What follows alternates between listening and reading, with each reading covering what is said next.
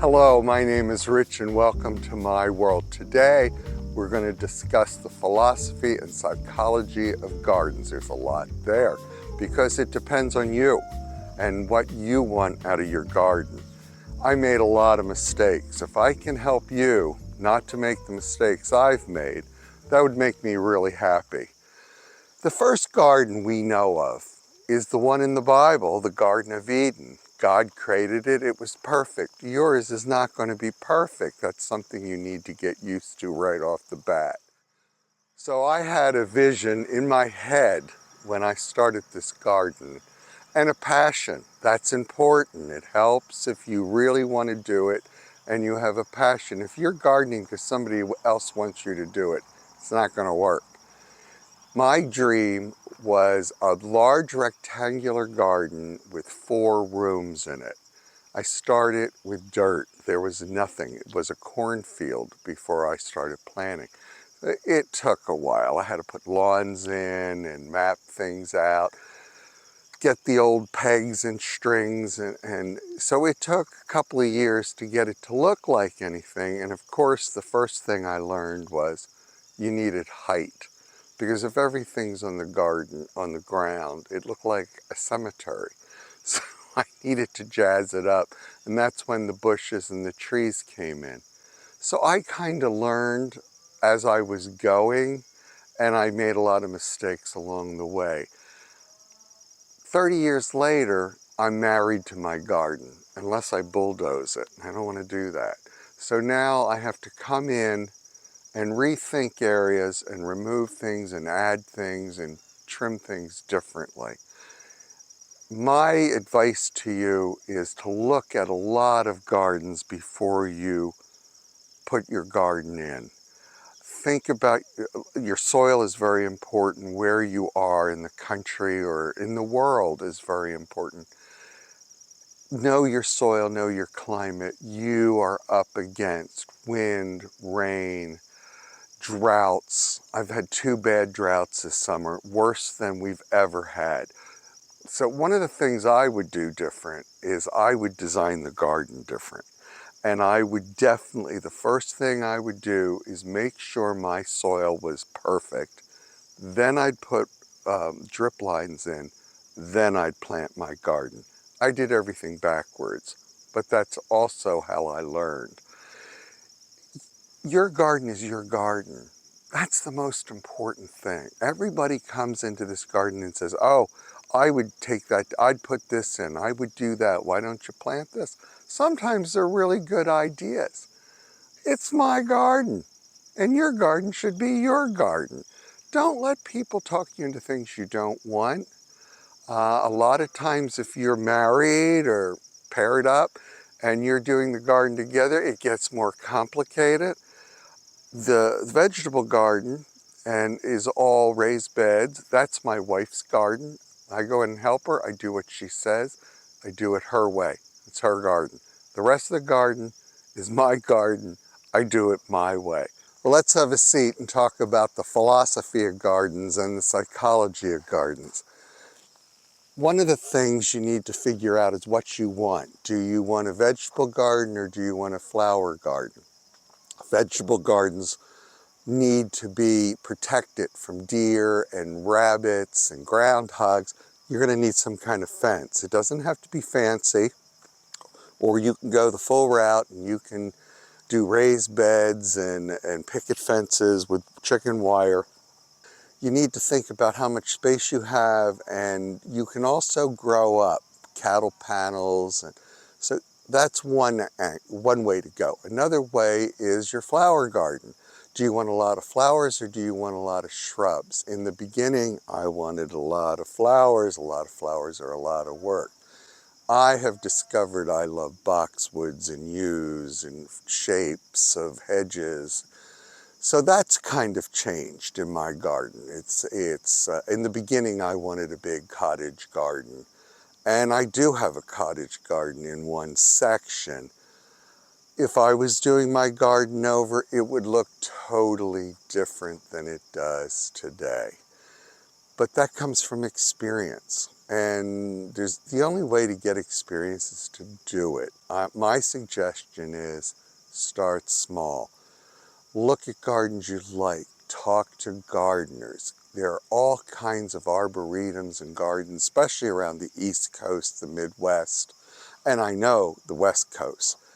If you have one near you or within a 2-hour area, go. Spend the day. Don't be afraid to talk to the gardeners. That's why they're there. 99% of the time, they're going to be very gracious and they're going to want to talk to you. It's part of their job. You're going to need some help. I wish I had talked to a garden designer. I have thought about bringing a garden designer in now. I don't think there's anything to be ashamed of. Some people, well, it's my garden and I want to do it my way, and if I bring somebody in, I'm not professional. That's bunk. I think you can always use another eye, someone who's trained, they do this for a living. I'm thinking of bringing someone in and asking them how I could punch up the garden, make the shrubs look better, what I could put in, what I could take out, what I could add. So don't go it alone. And there's nothing wrong with starting small in pots off your patio with a drip line or a little bed. Start slow.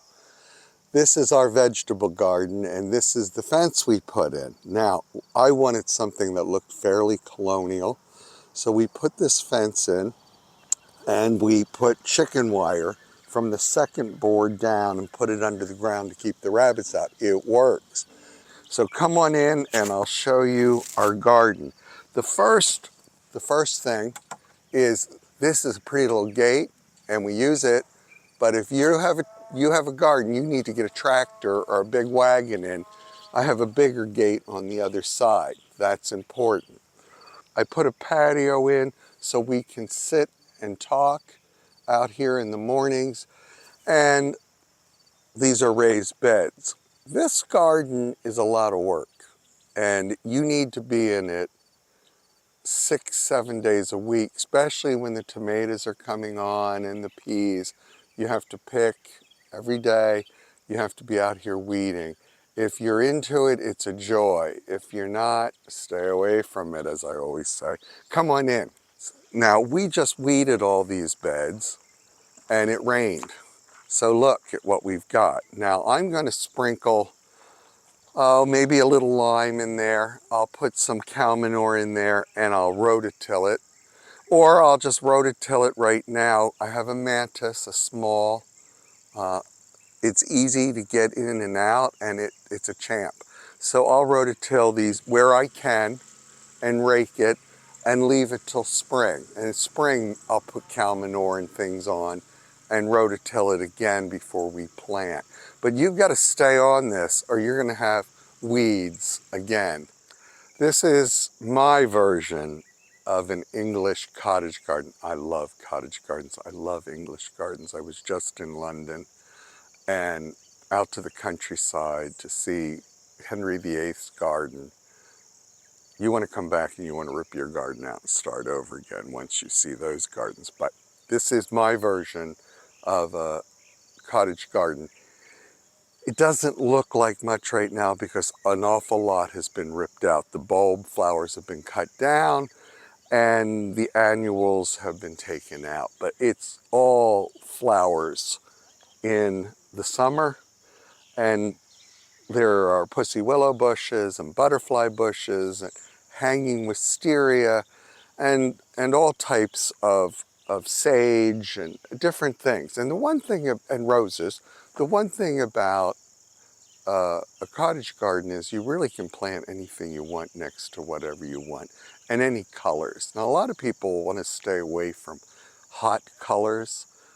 In a cottage garden, you can put red next to pink, next to yellow, and just do whatever you want, and it works somehow. Structure is important in a cottage garden. You want the structure. I have 2 pergolas, arbors, with wisteria on this one, and this birdhouse, which is a focal point. So that really helps to have structure.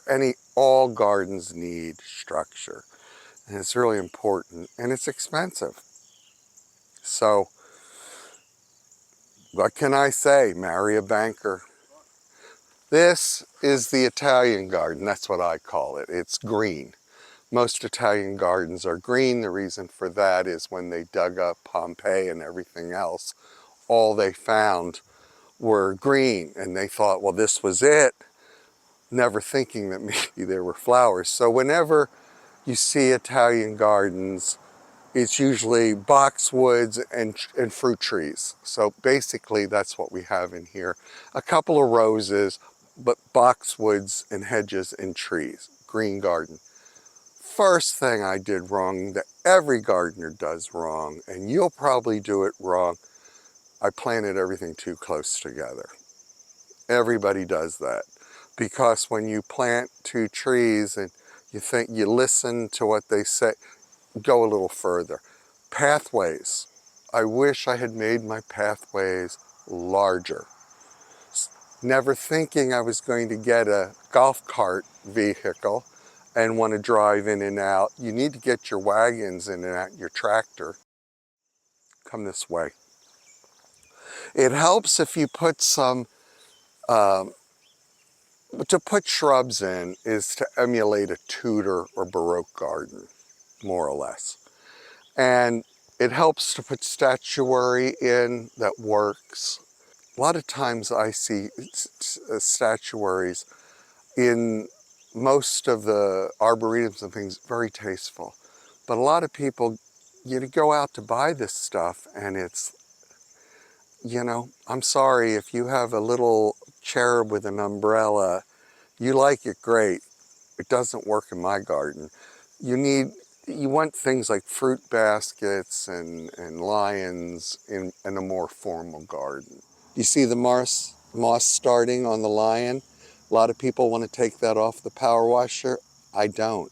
I want a patina in my garden. I want my garden to have an age to it, to look like it's been here forever. So sometimes you have to hold yourself back. You want to do something and make it pretty, which brings us to the new theory. Let me get up here.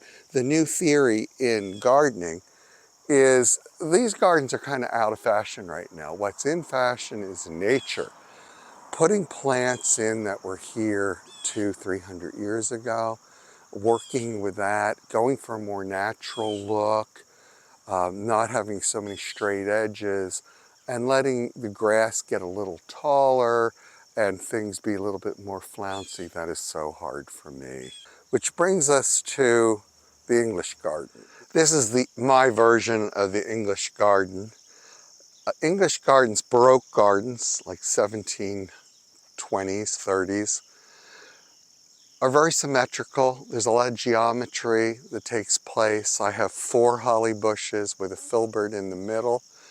The problem with that is whenever you have 4 of something and you plant them and 15 years later one decides to up and die on you, you got a problem. So then you have to rip out the other 3, or you put something different in, or you put something in the same bush in and wait. So yeah, there are all kinds of challenges to gardening. It is not going to be perfect. That is really the lesson of today. So I'm trying something different in here. I normally have this lawn cut very tight. I've left it get loose and Victorian looking. Well, actually, not Victorian, older than that. And it's fall. I can try different things. Gardeners should always be trying different things. There's nothing wrong in doing something that becomes a failure. You're going to learn from it.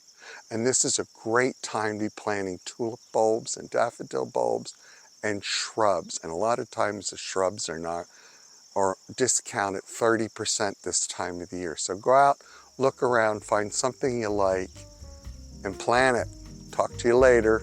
Have a wonderful day. Be blessed.